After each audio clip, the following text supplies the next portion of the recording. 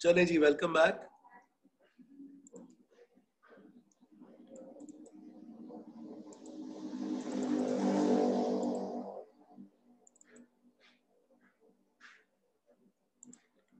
इसमें कोई सवाल है आप लोगों का तो पूछ ले मुझसे।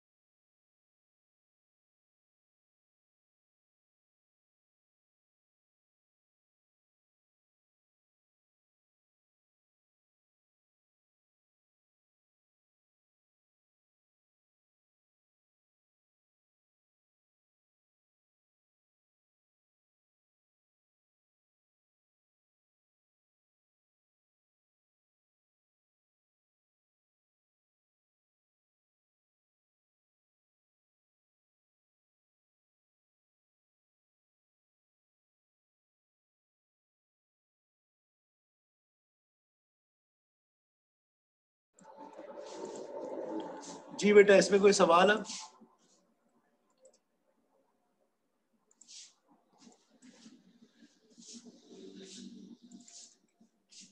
नहीं सर।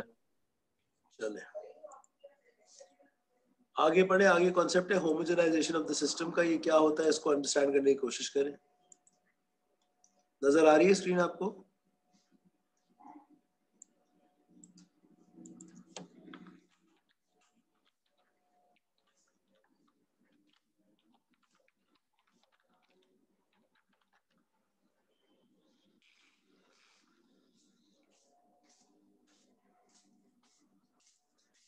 जी नजर आ रही है?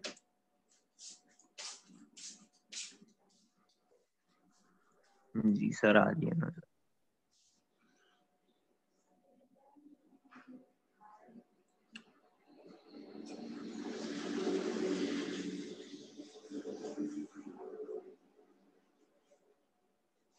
देखिए, मसला ये होता है, होमोजेनाइज का मतलब होता है to blend into a smooth mixture. अगर आप लोगों ने कभी जो है वो अंडा वगैरह बनाया हो, ठीक है, तो आपको पता होगा कि अंडे को या कोई बेकिंग आइटम को मैं जितना ज्यादा फेंटूंगा वो आइटम इतना ज्यादा अच्छा बनेगा। ऐसा होता ही नहीं होता? ठीक है, जितना मैं इसको बीट करूंगा उतना अच्छा बनेगा। तो हमारे पास मसला क्या है? हमारे पास मसला ये है कि अलग अलग टीम्स अलग अलग सिनेरियोस पे काम कर रही है, ठीक है ना। तो जितना ज्यादा हम उन क्लासेस को जिसको हमने रियलाइज किया है मिक्स करेंगे, उतना हमारे रिजल्ट्स क्या आएंगे, उतने हमारे रिजल्ट अच्छे आएंगे। तो इस प्रोसेस को हम क्या कहते हैं? इस प्रोसेस को हम होमोजेनाइजेशन कहते हैं। इस होमोजेनाइजेशन में तीन चीजें हो सकती हैं। क्या तीन चीजें हो सकती हैं? क्लासेस कंबाइन हो सकती हैं, क्लासेस स्प्लिट हो सकती हैं, या फिर क्लासेस एलिमिनेट हो सकती हैं। ये बात समझ में आती है सबको? कंबाइन, स्प्लिट या एलिमिनेट।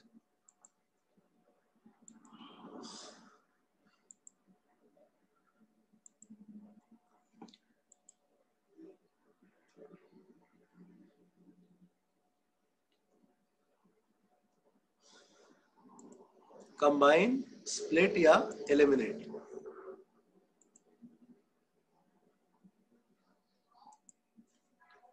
जी कोई सवाल यहां तक? No sir. अब इसको पढ़े, क्यों इसकी जरूरत पड़ती है और ये क्या होता है, उसकी आइडेंटिफिकेशन नजर आ रही है। वाई होमोजेनाइज नजर आ रहा है ना सबको?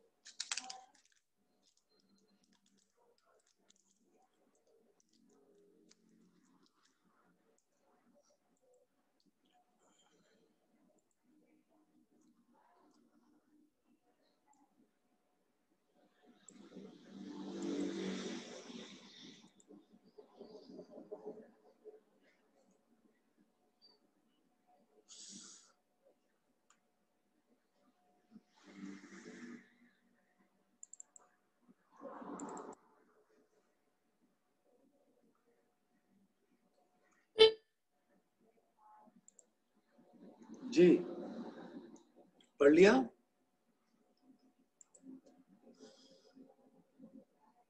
ये मैंने तीनों बातें आपको बताई, क्लासेस कंबाइन। अच्छा, कंबाइन, स्प्लिट और एलिमिनेट का क्या मतलब होगा, ये कोई बंदा बता दे मुझे।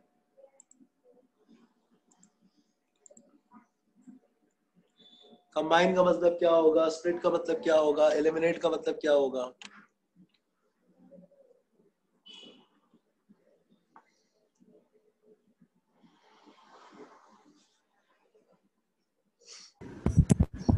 सर जैसे एक एट क्लास की क्लास, एक बंदा एट क्लास पे काम कर रहा है, एक रजिस्ट्रेशन पे काम कर रहा है, तो उनको कंबाइन करना हो गया क्लासेस को।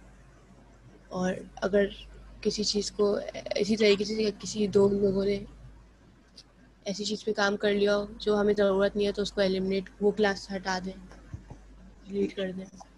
हाँ, लेकिन कंबाइन और स्प्लिट को और सोचो ना थोड़ा सा कि क्या चीज होनी चाहिए, जहन में क्या आ रहा है स्पेसिफिक।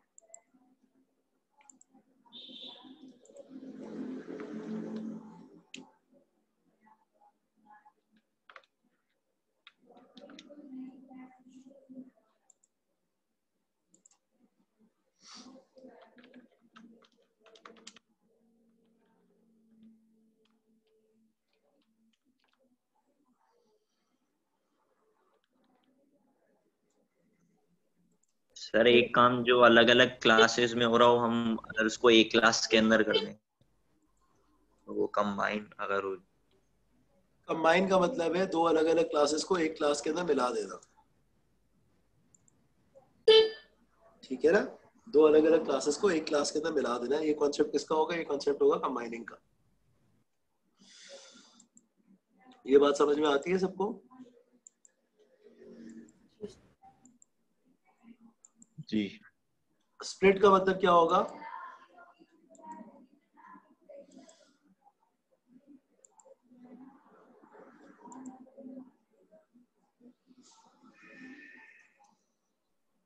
एक क्लास को डिफरेंट क्लासेस के अंदर तोड़ देना। वेरी गुड, सिंपल सी बात है, एक क्लास को डिफरेंट क्लासेस में दो अलग अलग क्लासेस के अंदर ब्रेक कर देना, ठीक है। ये क्या हो जाएगा, बोले सही है, स्प्लिट, ये स्प्लिट हो जाएगा। और एलिमिनेट, क्लास स्प्लिट, हाँ, और एलिमिनेट का मतलब क्या होगा, ये भी नाम बता रहा है। निकाल देगा उस क्लास को जो यूजलेस फ्रॉम होगी। स्टार्टिंग से एलिमिनेट कर देगी एक क्लास। हाँ, सिरे से एक क्लास को निकाल देना, बिल्कुल ठीक है, शाबाश, वेरी गुड। जी सर। एक मिनट, आप लोगों की क्लास रिकॉर्डिंग हो गई है, मैं इसको जरा सा सेव कर लूँ। आज क्या है, 26 तारीख है ना, 26 नवंबर, पार्ट 1। ठीक हो गया बेटा, वेरी गुड, सही है।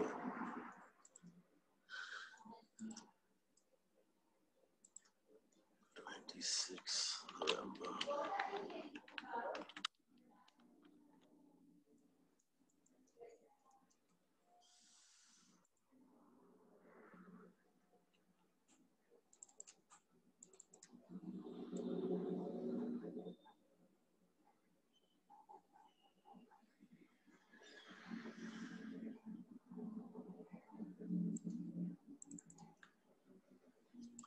चले जी, तो होमोजेनाइजेशन में तीन चीजें हो सकती हैं, क्लासेस कंबाइन हो सकती हैं, स्प्लिट हो सकती है, या फिर एलिमिनेट हो सकती है। ये बात सबको समझ में आ गई? सर अल्हम्दुलिल्लाह, अल्हम्दुलिल्लाह।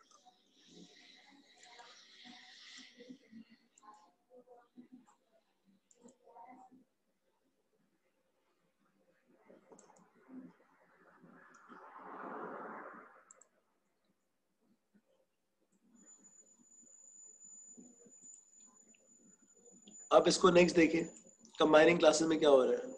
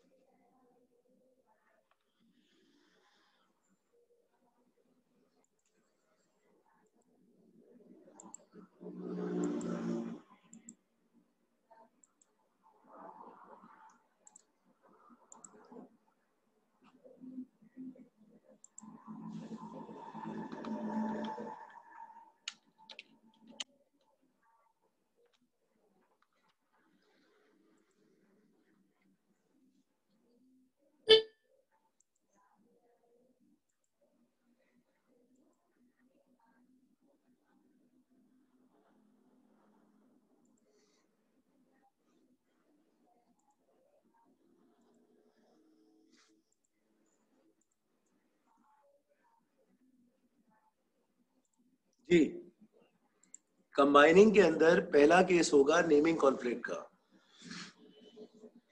मैंने आपको बताया था कि अलग अलग जो टीम्स है वो क्या कर सकती हैं, वो अलग अलग यूज केसेस पे काम कर सकती हैं। तो जब वो अलग अलग यूज केसेस पे काम कर रही होंगी तो एंटिटी क्लासेस तो बहुत सारी यूज केसेस में सेम ही बनती है ना, ये भी आप सबको पता है। याद है नहीं याद है? मिसाल के तौर पे हमारे पास सेलेक्ट कोर्सेज टू टीच में भी कोर्स की क्लास होगी, रजिस्टर कोर्स में भी कोर्स की क्लास होगी, और मेंटेन कोर्स के अंदर भी कोर्स की क्लास होगी। तो हो सकता है कोई एक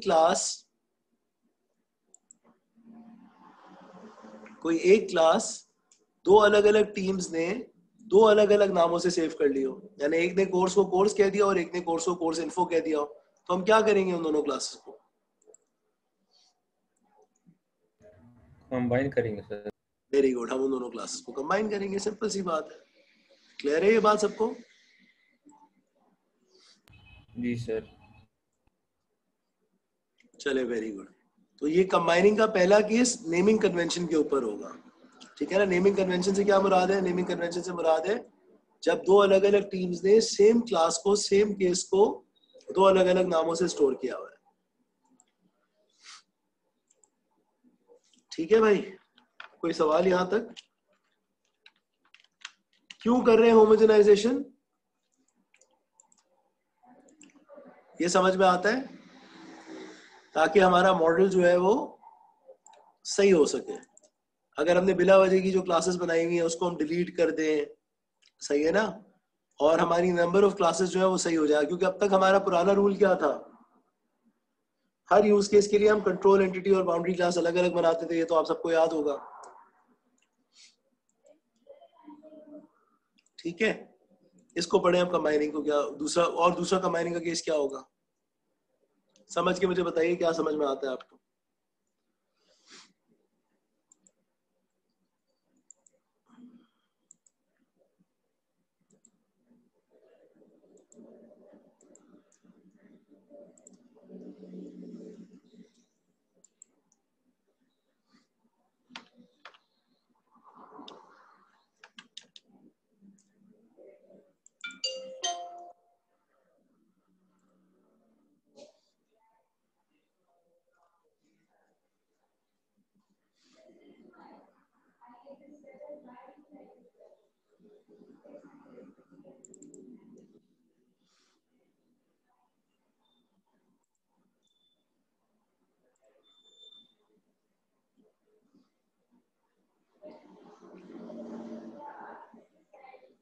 देखो, पहला वाला केस होगा ना वो उम्मन एंटिटी क्लास के लिए होगा, सही है।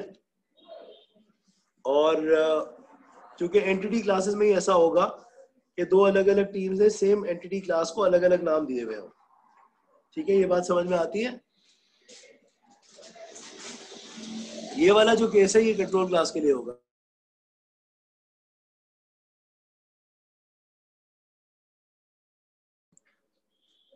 ठीक है, और ये वाला जो केस है ये हमेशा किसके लिए होगा? ये हमेशा कंट्रोल क्लास के लिए होगा।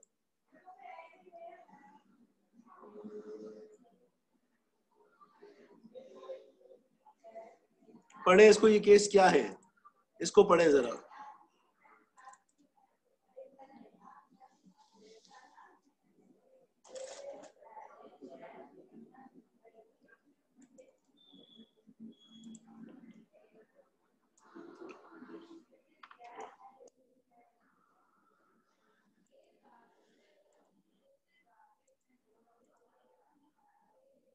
क्या समझ में आ रहा है, इसको पढ़ के बताइए मुझे, फिर आगे इस पे बात करते हैं।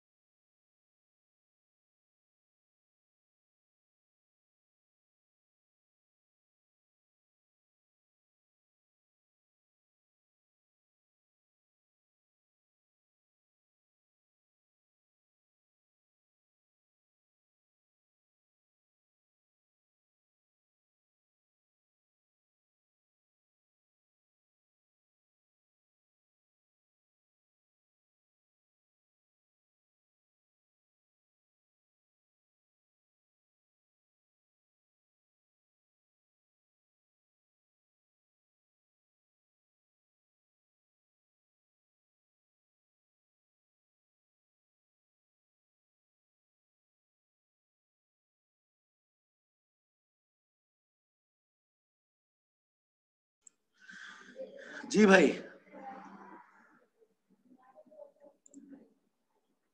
सर जिनका जो है सेम बिहेवियर होगा उस वाली उनको कंबाइन किया हुआ है ना, जैसे यहाँ पे मेंटेन कोर्स था और क्रिएट कोर्स था, तो मतलब ये एक ही शायद एंटिटी को यूज कर रहे होंगे, तो अब इन दोनों को ही कंबाइन कर दिया, दोनों कंट्रोल क्लासेस को। और इनमें इंफॉर्मेशन भी सेम ही होगी कि मतलब कोर्स में क्या क्या होता है, इंफॉर्मेशन क्रिएट कोर्स में भी वही होगा और मेंटेन कोर्स में भी वही हो रहा होगा। सेम बिहेवियर कहना तो मुनासिब नहीं है, सही है ना, लेकिन ऐसी क्लासेस जो सिमिलर इंफॉर्मेशन को कर। हाँ, ऐसी क्लासेस जो सेम बाउंड्री क्लास से इंफॉर्मेशन ले रही हो, उनको आपस में क्या किया जा सकता है, उनको आपस में मर्ज किया जा सकता है।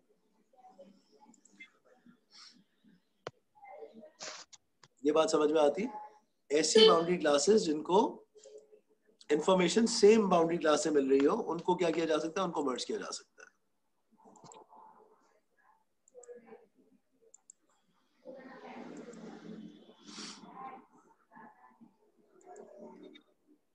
क्लियर है? अब इसकी मिसाल इन्होंने क्या दी हुई है, मिसाल ही बड़ी अच्छी लिखी हुई है। वो कह रहे हैं कि भाई मेंटेन कोर्स इंफॉर्मेशन एक यूज केस था। किसका यूज केस था ये? रजिस्ट्रार का, सही है ना। और हमने रूल्स के तहत इसकी क्या बनाई होगी, इसकी एक कंट्रोल क्लास बनाई होगी। इसी तरह से एक यूज केस था क्रिएट कोर्स कैटलॉग का। ये यूज केस भी किसका था? ये भी रजिस्ट्रार का था। हमने एक कंट्रोल क्लास इसकी बनाई हुई होगी। तो क्योंकि ये दोनों कंट्रोल क्लासेस कोर्स से रिलेट करती हैं और कोर्स की बाउंड्री क्लास से इंफॉर्मेशन लेती हैं, तो इन दोनों को हमने क्या किया कर दिया, अगर हम चाहें तो हम इन दोनों को कंबाइन कर सकते हैं। ये बात समझ में आती?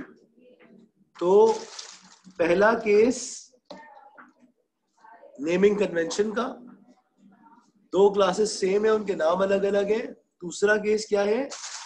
दूसरा केस है ऐसी दो कंट्रोल क्लासेस जो सेम बाउंड्री से इंफॉर्मेशन लेती हो, सही है ना, उनको भी हम आपस में कंबाइन कर सकते हैं। क्लियर है? यहां तक कोई सवाल है तो पूछे।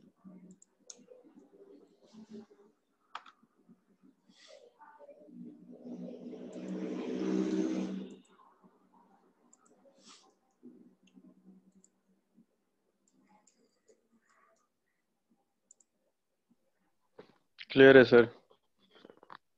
अब आ जाए अगले वाले केस पे, जो किसका केस है, जो स्प्लिट का। स्प्लिट का केस पढ़े जल्दी से, क्या कह रहे हैं? स्प्लिट किस सूरत में होंगी क्लासेस?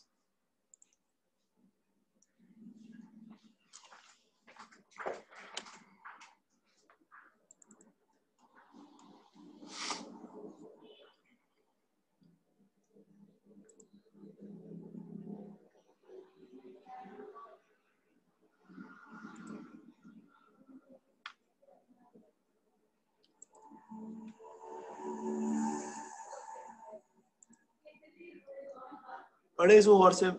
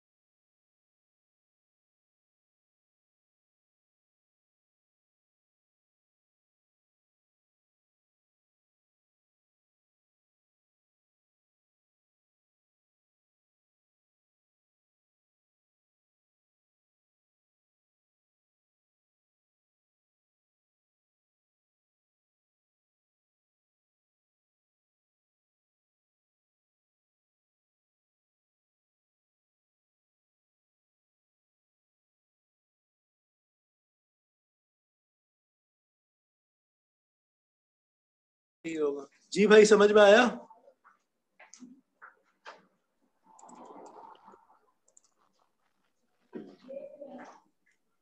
सर कोई ऐसी क्लासेस जो अपने पास ज्यादा इन्फॉर्मेशन रखती हो तो उनको स्प्लिट कर देंगे हम लोग। हाँ देखो, ऑब्जेक्ट ओरिएंटेड का एक गोल्डन रूल है कि ऑब्जेक्ट एक क्लास एक काम करे और उसको खूबसूरती से करे। अगर एक क्लास एक से ज्यादा काम कर रही है तो वो क्या कर रही है? उसमें कोहेशन फैक्टर कम है। मैंने आपको बताया था ना, क्लासेस में हमेशा कपलिंग फैक्टर कम होना चाहिए और कोहेशन ज्यादा होनी चाहिए। कपलिंग मैंने आपको क्या बताया था? जब एक क्लास किसी दूसरी क्लास से कम्युनिकेट करती है तो उसका कपलिंग क्या हो जाती है? उसकी कपलिंग फैक्टर इंक्रीज हो जाता है। ये बात याद है आप लोगों को? नहीं याद है? एसोसिएशन में पढ़ा था सर हमने। एसोसिएशन पढ़ाते मैंने कपलिंग आपको बताया था। कोहेशन क्या होती है कि एक क्लास की एक मेजर थीम हो।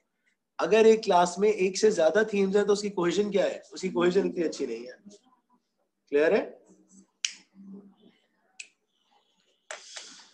तो वो यही बता रहे हैं कि अगर एक क्लास की जो थीम है वो बहुत बड़ी है तो बेहतर है उसको हमें तोड़ देना चाहिए। मिसाल के तौर पे क्या कह रहे हैं कि स्टूडेंट इन्फॉर्मेशन की क्लास में स्टूडेंट की इन्फॉर्मेशन भी है, साथ में ये इन्फॉर्मेशन भी है कि स्टूडेंट ने कौन कौन से कोर्सेज पढ़ लिए हैं। तो ये क्लास बहुत ज्यादा काम कर रही है, इसको क्या कर लेना चाहिए? इसको हमें दो अलग अलग क्लासेस में तोड़ लेना चाहिए। एक क्लास का नाम क्या रखेंगे? स्टूडेंट इन्फॉर्मेशन, और दूसरे का नाम रखेंगे ट्रांसक्रिप्ट। ठीक है? क्लियर है? इसमें कोई सवाल है तो पूछे मुझसे। क्लियर है सर। चले इसी तरह से स्प्लिट का दूसरा केस पढ़े।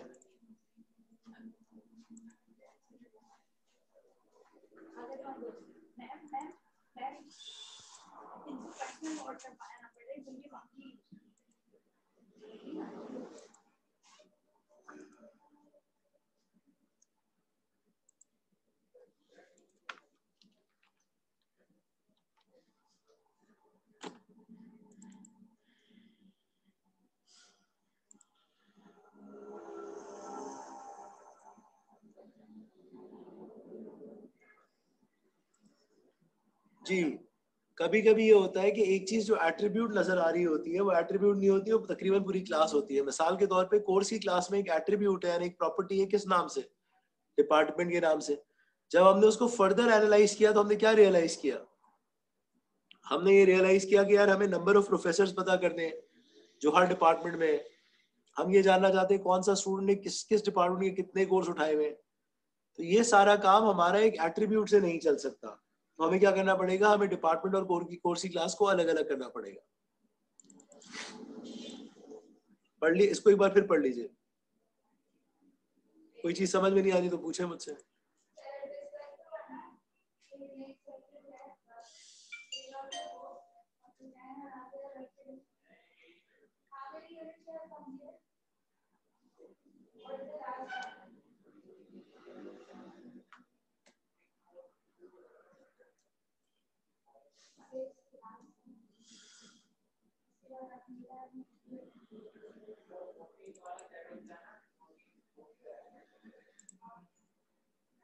जी रीड कर लीजिए, मैं समझा चुका हूँ। अगर इसमें कोई कंफ्यूजन है तो पूछे मुझसे।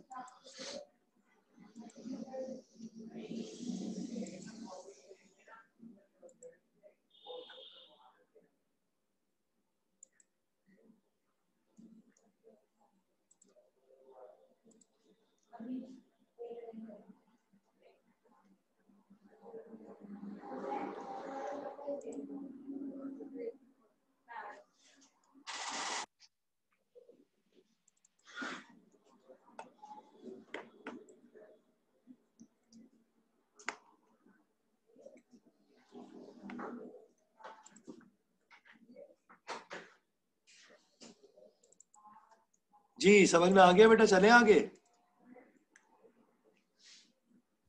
जी sir.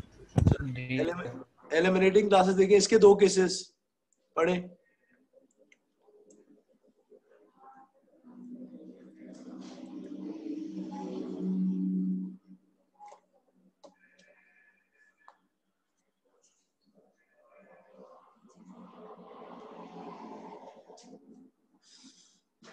A class may be eliminated altogether from the model This happens when the class does not have a structure or a behavior. Structure का मतलब क्या है? जल्दी बताइए, स्ट्रक्चर का मतलब क्या है? ऐसी क्लास एलिमिनेट होगी जिसका कोई स्ट्रक्चर ना हो, यानी उसकी कोई प्रॉपर्टीज ना हो, और बिहेवियर उसके कोई मेथड्स ना हो। ठीक है, यानी the class does not participate in any use case. क्या मतलब हुआ इसका?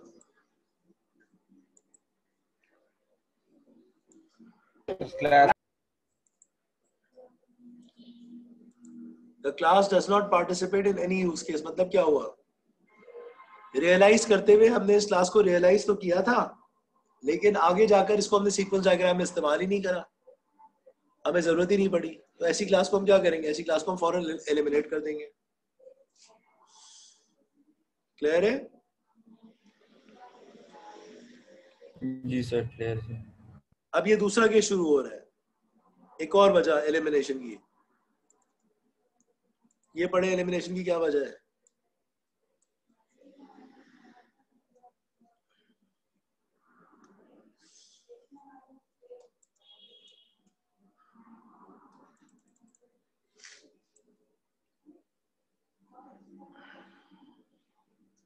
अगर कंट्रोल क्लास सिर्फ पास थ्रू का काम कर रही हो, पास थ्रू का काम करने का मतलब क्या है? बाउंड्री से डेटा उठा रही हो और आगे एंटिटी को दे रही हो, और उस डेटा के अंदर कोई चेंजेस ना ला रही हो, तो ऐसी कंट्रोल क्लास को भी हम क्या कर सकते हैं? एलिमिनेट कर सकते हैं। तो इन क्लासेस को क्या कहा जाता है? इन क्लासेस को पास थ्रू क्लासेस कहा जाता है। आपके प्रोजेक्ट्स में जो आप लोग बना रहे हैं, बहुत सारी कंट्रोल क्लासेस एलिमिनेट होंगी।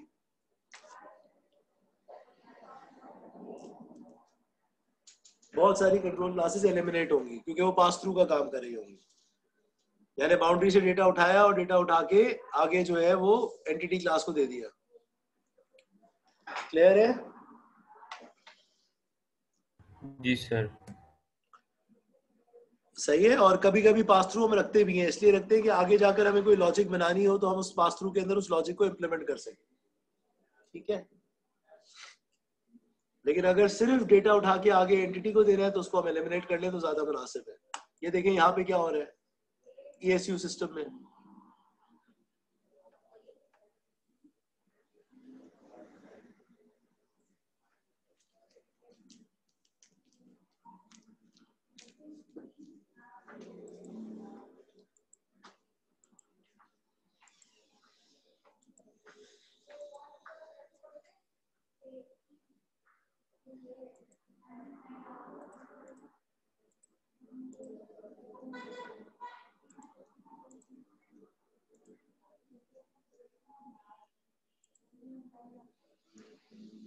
जी आवाज आ रही है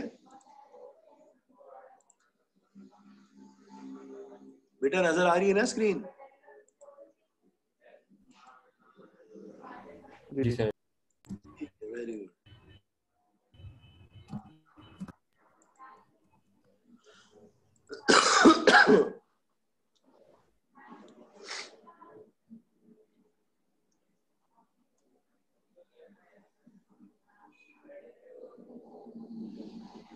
एलिमिनेटिंग क्लास रिपीट कर दें, समझ में नहीं आएगी।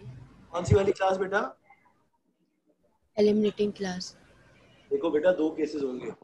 एक क्लास जिसका कोई स्ट्रक्चर और बिहेवियर ना हो, यानी ना प्रॉपर्टी हो ना मेथड हो। हमने रियलाइजेशन में रियलाइज तो कर ली, लेकिन हमने उसको किसी सीक्वेंस डायग्राम में यूज नहीं करा। पहली क्लास तो ये हो गई। हम ऐसी क्लास को क्या करेंगे? ऐसी क्लास को हम एलिमिनेट कर देंगे। ठीक है ना? पहली चीज तो ये हो गई। ये यहां तक समझ में आया? जी सर। दूसरा केस क्या? दूसरा केस कह रहा है कि भाई एक ऐसी कंट्रोल क्लास है जो बाउंड्री से डेटा लेती है और एंटिटी को आगे दे देती है, उस डेटा में कोई चेंज नहीं करती, ना उसमें कोई पार्सिंग करती है, ना वैलिडेशन करती है, बस एज इट इज डेटा उठाया और आगे दे दिया। तो ऐसे केसेस में हम उस कंट्रोल क्लास को क्या कर सकते हैं? एलिमिनेट कर सकते हैं। यानी हम क्या करेंगे? हम बाउंड्री क्लास से डायरेक्ट कम्युनिकेट करवा देंगे किसको? एंटिटी क्लास को। हम बीच में कंट्रोल क्लास रखेंगे ही नहीं। ठीक है? यहां पर ये मिसाल किसकी दे रहे हैं? दोबारा सेलेक्ट कोर्सेज टू टीच की दे रहे हैं। ये सेलेक्ट कोर्सेज टू टीच की जो कंट्रोल क्लास थी, जिसका नाम था प्रोफेसर कोर्स मैनेजर, वो क्या करती थी? वो बाउंड्री क्लास से डेटा उठाती थी और आगे जाके एंटिटी क्लास को दे देती थी। तो कह रहे हैं ये पास थ्रू का काम कर रही थी। तो अगर हम चाहें तो हम इस कंट्रोल क्लास को एलिमिनेट कर सकते हैं। Is that clear? Yes sir. चले जी आगे आइए। कंसिस्टेंसी चेकिंग में क्या कह रही है? लेकिन पास थ्रू का काम करवाएंगे किससे फिर? नहीं करवाएंगे ना पास थ्रू। अगर पास थ्रू तो हम तब करेंगे जब हमें डेटा के साथ कुछ करना हो। हम डायरेक्ट बाउंड्री क्लास को किससे कम्युनिकेट करवा देंगे? एंटिटी क्लास से कम्युनिकेट करा देंगे। डायरेक्टली वहीं से, ठीक है ठीक है। हाँ अल्लाह अल्लाह खैर से अल्लाह।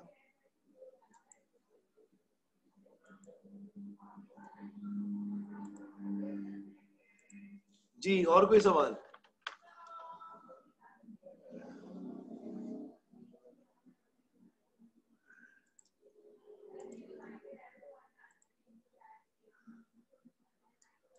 चले कंसिस्टेंसी चेकिंग हम इसलिए करते हैं कि कोई दो व्यूज होते हैं सिस्टम के, एक डायनामिक व्यू होता है, एक स्टैटिक व्यू होता है। स्टैटिक व्यू क्लास डायग्राम में होता है, डायनामिक व्यू यूज केसेस और इंटरैक्शन डायग्राम यानी सीक्वेंस और कोलैबोरेशन डायग्राम को हम dynamic view of the system कहते हैं। ऐसा ना हो कि कोई एक फैसला, जो हमने फैसला कुछ और किया हुआ हो, स्टैटिक व्यू में और डायनामिक व्यू में हमने कुछ और फैसला किया हुआ हो। ऐसा नहीं होना चाहिए, ठीक है ना। तो इस चीज से बचने के लिए हम क्या करते हैं, हम कंसिस्टेंसी चेकिंग करते हैं इस चीज से बचने के लिए, ठीक है। सर एक बार और बोलते हैं, लिख रहा था ना तो आराम होगा। देखो दो व्यूज होते हैं, लिखने का क्या करोगे बेटा, मेरा लेक्चर रिकॉर्ड भी आपके पास मौजूद है, स्लाइड्स भी मौजूद है। खैर चलो लिख लो अगर लिखना है तो। स्टैटिक व्यू होता है किसका? क्लास डायग्राम का। डायनामिक व्यू होता है किसका? यूज केसेस का और इंटरैक्शन डायग्राम्स का। कंसिस्टेंसी चेकिंग ये मेक श्योर करता है कि दोनों व्यूज, क्योंकि दोनों व्यूज पे अलग अलग टीम्स काम कर रही होती है एक वक्त में, तो कहीं ऐसा ना हो कि दोनों व्यूज में अलग अलग डिसीजंस इंप्लीमेंट हो जाए। इसके लिए हम क्या करते हैं, इसके लिए हम कंसिस्टेंसी चेकिंग करते हैं। कंसिस्टेंसी चेक करने के लिए सिस्टम के 3 तरीके हैं। पहला तरीका है सिनेरियो वॉक थ्रू। पढ़े इसको क्या होता है?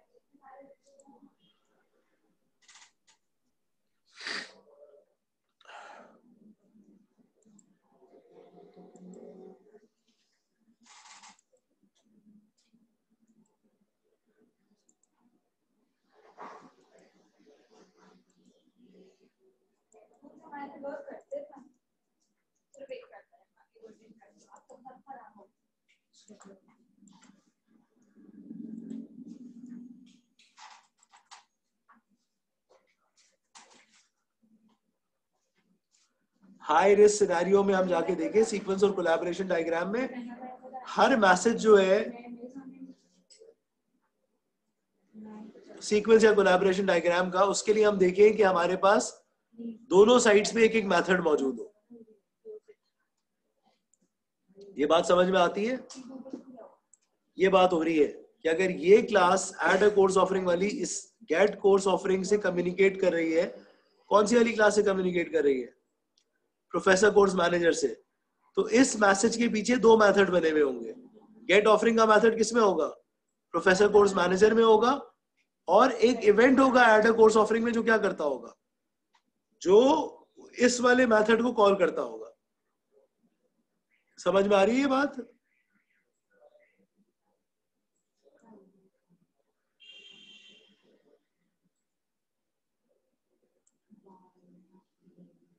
बेटा आवाज आ रही है? जी जी सर। जी सर। तो दो मेथड्स हमें इधर चाहिए। सही है, आगे आइए। अच्छा, जिन दो क्लासेस के दरमियान मेथड्स हैं उन दोनों के दरमियान रिलेशनशिप भी होनी चाहिए। ये भी हम मेक श्योर करें। कौन सी रिलेशनशिप होगी? या एसोसिएशन होगी या एग्रीगेशन होगी? क्लियर है?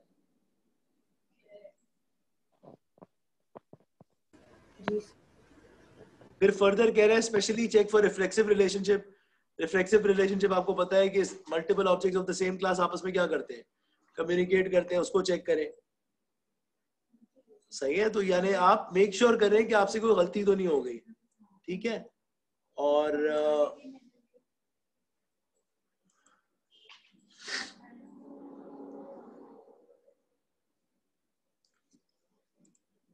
ये वॉक थ्रू से हम आइडेंटिफाई करते हैं। वॉक थ्रूज क्या होते हैं, पता है आपको? वॉक थ्रू हम कहते हैं इनफॉर्मल रिव्यूज को। क्या कहते हैं? इनफॉर्मल रिव्यूज को हम वॉक थ्रू कहते हैं।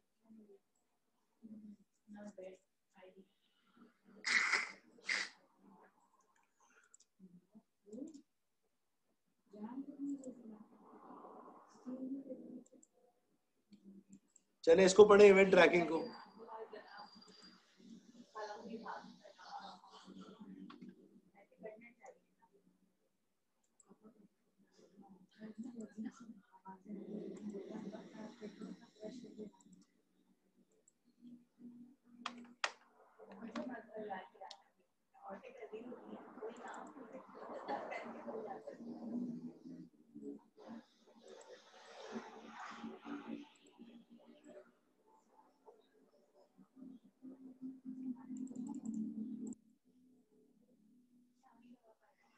ये वही बात है बेटा जो मैंने आपको तकरीबन सारी बता दी। सीक्वेंस और कोलैबोरेशन डायग्राम पे दोनों साइड पे एक ऑपरेशन हो, सही है ना, जो उस इवेंट को रिसीव करता हो, जो पास हुआ है, जो दो क्लासेस के दरमियान मैसेज पासिंग हो रही है उनके दरमियान रिलेशनशिप हो, चाहे वो एसोसिएशन का हो चाहे वो एग्रीगेशन का हो। अगर रिलेशनशिप एग्जिस्ट नहीं करता तो रिलेशनशिप को क्या करो, क्या कह रहे हैं यहाँ पे? अगर रिलेशनशिप एग्जिस्ट नहीं करता तो उसको ऐड कर लो, सही है ना। स्टेट चार्ट डायग्राम में जाके क्या मेक श्योर करो, सेंड इवेंट मैंने आपको बताया था, जो स्टेट चार्ट डायग्राम किसी और क्लास को मैसेज सेंड करता है, तो जो इवेंट वो सेंड कर रहा है उसको जाके चेक करो, सही है कि वो इवेंट एग्जिस्ट करता हो। तो ये सारी चीजें किस में आती है? ये इवेंट ट्रेसिंग में आती है। तो कंसिस्टेंसी चेकिंग करने के लिए सिनेरियो वॉक थ्रू भी कर सकते हैं, यानी इनफॉर्मल रिव्यूज भी कर सकते हैं, इवेंट ट्रेसिंग भी कर सकते हैं जो सीक्वेंस और कोलैबोरेशन डायग्राम की होती है, और अपने डॉक्यूमेंटेशन को भी रिव्यू कर सकते हैं। डॉक्यूमेंटेशन रिव्यू करने का क्या मतलब है, पढ़े इसको। सर इनफॉर्मल रिव्यूज का क्या मतलब है? इनफॉर्मल रिव्यूज का मतलब ये है कि आप बैठे हुए हैं अपने दफ्तर पे काम कर रहे हैं और आपका मैनेजर आ गया और बोला बेटा बताओ मुझे क्या काम किया था, और वो आपका काम चेक करना शुरू हो गया। इसको हम वॉक थ्रू कहते हैं। फॉर्मल रिव्यू क्या होता है? तुम्हारा मैनेजर तुम्हें बुला के बोलता है कि यार आसिफ या अहमद, जो भी तुम्हारा नाम है, परसों जो है मैं और मेरे साथ मेरे दो कोलीग्स हैं, वो तुमने जो ERD बनाया था उसको हम लोग चेक करेंगे। तो ये रिव्यू क्या होता है? ये रिव्यू फॉर्मल होता है, ठीक है। बगैर बताया होगा तो क्या होगा? वो इनफॉर्मल होगा। इनफॉर्मल रिव्यू को हम क्या कहते हैं? इनफॉर्मल रिव्यू को हम वॉक थ्रू भी कहते हैं। एक और सॉफ्टवेयर इंजीनियरिंग में टर्मिनोलॉजी है, आगे जाके पढ़ोगे। कहा यह जाता है कि 60% सिस्टम के एरर जो होते हैं ना वो वॉक थ्रू से आइडेंटिफाई होते हैं। क्लियर है भाई? बेटा मैं सवाल समझा नहीं, जिसने चैट पे टाइप किया ना, क्या कहना चाह रहे हो आप? मेरे समझ में नहीं आया। सर वही कह रहा हूँ, बोल रहा था कि मॉडल ये प्रोजेक्ट का ओवरव्यू ना। क्या चीज? वॉक थ्रू को कह रहे हो? सर वॉक थ्रू का मॉडल का, जी जी जी। पूरे प्रोजेक्ट का ओवरव्यू नहीं होता, वॉक थ्रू किसी एक छोटे से एरिया का भी हो सकता है। अच्छा अच्छा सही है। चले इसको पढ़े, डॉक्यूमेंटेशन रिव्यू को पढ़े।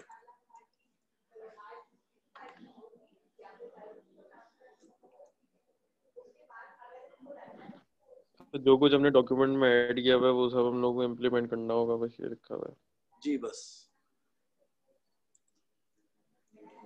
ठीक है। तो हर चीज की डॉक्यूमेंटेशन आपके पास मौजूद हो। चले मेरे ख्याल में यहाँ हमारा कोर्स खत्म हो जाता है। 10 चैप्टर्स हमने किताब के कर लिए। अब इसको आप एक बार किताब भी रीड कर लीजिएगा। एक टॉपिक होता है ग्राफ्स पैटर्न्स का, वो मैं नहीं करवा सका ऑनलाइन एजुकेशन में आप लोगों को। वो मैंने जब कैंपस में पढ़ाया था तो उसके बाद मैंने ग्राफ्स भी पढ़ाए थे। अगली क्लास जो होगी हम वो आपके प्रोजेक्ट्स को देंगे। प्रोजेक्ट्स हम उसमें पूरे चेक करेंगे। अगली क्लास थोड़ी पहले हो जाएगी, ठीक है ना। थर्सडे तक हम वेट नहीं कर पाएंगे, ठीक है। वो हम वेट नहीं कर सकते क्योंकि हम लेट हो जाएंगे। मुझे नंबर एंटर करने की लास्ट डेट ही 3 तारीख है। तो मैंने इसीलिए आपसे बोला है कि मंडे तक आपके प्रोजेक्ट्स तैयार हो, तो ट्यूसडे या वेडनेसडे वाले दिन मैं आपके प्रोजेक्ट्स चेक कर लूंगा इंशाल्लाह, ठीक है। बाकी अभी मैं आपका एक वाइवा ले रहा हूँ, वाइवा क्विज 2, और एक असाइनमेंट मैं आज अपलोड कर दूंगा शाम तक। तो वो आप मुझे अगले 5 दिन के अंदर आप उसको अपलोड कर दीजिएगा, ठीक है। जो भी असाइनमेंट होगा, तो आपके 2 असाइनमेंट और 3 क्विजेस काउंट हो जाएंगे। अभी आप लोग ब्रेक ले लीजिए। 10:10 हो रहे हैं मेरी घड़ी में, 10:09 हो रहे हैं। तो आप लोग जो है वो तकरीबन 10:35 तक आ जाइए। तो हम फिर पूरा 1 घंटे में वाइवा लेके क्लास को वाइंड अप करते हैं। अपने नंबर वगैरह लगवाइए और जाते जाइए। क्लियर है? ठीक है, प्रोजेक्ट्स में क्या करना है उसको मैं फर्दर मैं आपको इलैबोरेट कर देता हूँ कि माइलस्टोन में मुझे क्या क्या चीज स्पेसिफिकली देखनी है। ठीक है भाई, कोई सवाल यहाँ तक? क्लियर है सर। अच्छा सर, अभी वाइवा पिछली क्लास से रिलेटेड है या फिर मिड्स के बाद से जितना है? पूरे कोर्स से रिलेटेड है। ठीक है।